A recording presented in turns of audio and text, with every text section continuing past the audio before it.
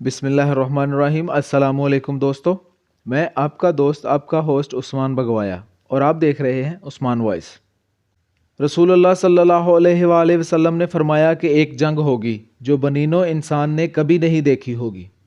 उसमें इतनी लाशें गिरेंगी कि परिंदों को ज़मीन पर उतरने की जगह नहीं मिलेगी।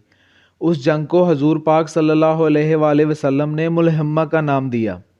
ईसाई उसे आर्मागेडन कहते हैं। उस जंग की वजह से 40 दिन के लिए ज़मीन पर अंधेरा छा जाएगा। सहाबा कराम रज़ी अल्लाह ने पूछा कि उस जंग की क्या वजह बनेगी। उस पर रसूलुल्लाह सल्लल्लाहु अलैहि वसल्लम ने फरमाया, दरियाए फ़रात के नीचे से सोने का पहाड़ बरामद होगा। लोग उस पर कब्ज़ा करने के लिए लड़ाई करेंगे और उस लड़ाई में 100 में से 99 लोग मारे जाएंगे। रसूलुल्लाह सल्लल्लाहु अलैहि वसल्लम ने फरमाया कि उस वक्त जो मुसलमान मौजूद हों वो उस सोने को हाथ ना लगाएं।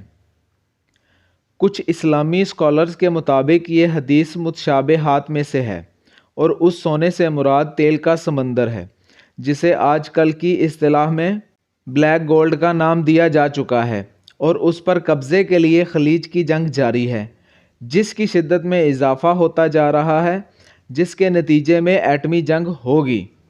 सिर्फ एटम बम ही इतनी तबाही फैला सकता है जिसमें 99% लोग मर सकेंगे। और इस तरह दूसरी हदीस भी पूरी होगी जिसमें हजूर पाक सल्लल्लाहु अलैहि वसल्लम ने धुएं की निशानी बताई है, जिसकी वजह से ज़मीन पर 40 दिन तक अंधेरा छाया रहेगा। ये धुआं और गर्दो गुबार सिर्फ एटमी जंग की सूरत में ही मुमकिन है। वल्लाहु इल्म। हदीस सही बुखारी में है, जो कि अब कोई मौलाना आपसे बयान नहीं करते। आखिरी ज़माने में 100 लोगों में से 99 लोग शिरक की वजह से जहन्नुम में दाखिल किए जाएंगे। शिरक दज्जाल का सबसे मोहलिक हथियार है।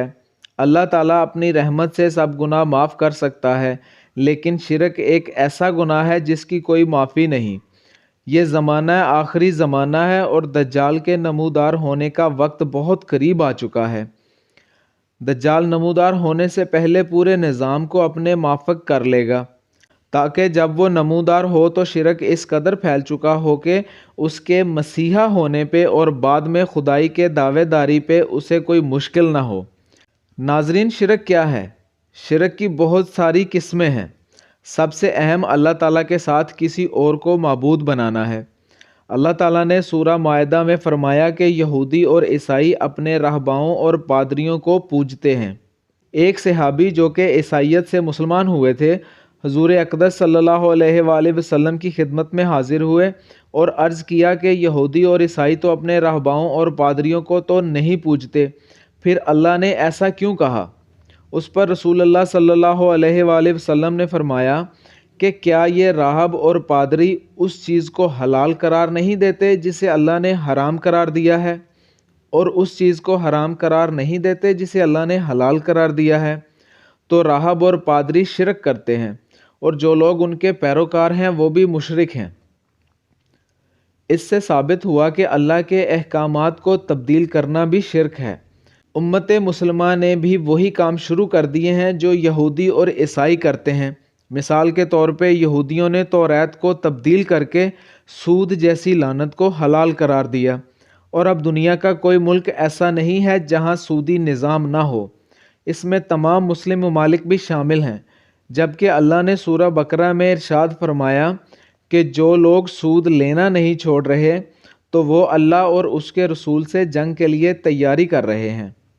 तमाम मुस्लिम ममालिक अल्लाह और उसके रसूल सल्लल्लाहु अलैहि वसल्लम से जंग के लिए तैयार हैं, लेकिन सूदी निज़ाम को छोड़ने के लिए तैयार नहीं। ये सूदी निज़ाम यहूदियों की इजाद है जिसने सारी दुनिया को अपनी लपेट में ले लिया है, और सब शिरक में मुब्तला होते जा रहे हैं। इसीलिए रसूलुल्लाह सल्लल्लाहु अलैहि वसल्लम ने 100 में से 99 लोगों को जहन्नुम में दाखिल होने की खबर दी, और अब मौलाना इस हदीस को बयान करने से भी कतराते हैं। अब सिर्फ इमाम मेहदी ही इस्लामी खिलाफत कायम करके उस दज्जाली निज़ाम को तोड़ेंगे इंशाअल्लाह। हम आगे चलकर दज्जाल के मालियाती निज़ाम का भी तफसील से ज़िक्र करेंगे, जो मौजूदा मौलाना और मुफ्ती किसी मस्जिद के मिंबर से बयान नहीं फरमाते। अल्लाह पाक हमें दज्जाल के फितने से बचाए, आमीन, और ईमान की हालत में उठाए। اگلی ویڈیو ہماری اسی ٹاپک سے ریلیونٹ ہوگی، جس میں آپ کو بتائیں گے کہ دجال کا کیا مقصد ہے اور کب آئے گا، امام مہدی سے پہلے آئے گا یا بعد میں۔ یہ سب جاننے کے لیے گھنٹی کے بٹن کو دبائیں تاکہ ہماری نیکسٹ ویڈیو آپ کو بآسانی مل سکے۔ غلطی کوتاہی اللہ پاک معاف فرمائے۔ اپنا خیال رکھیے گا۔ اللہ نگہبان۔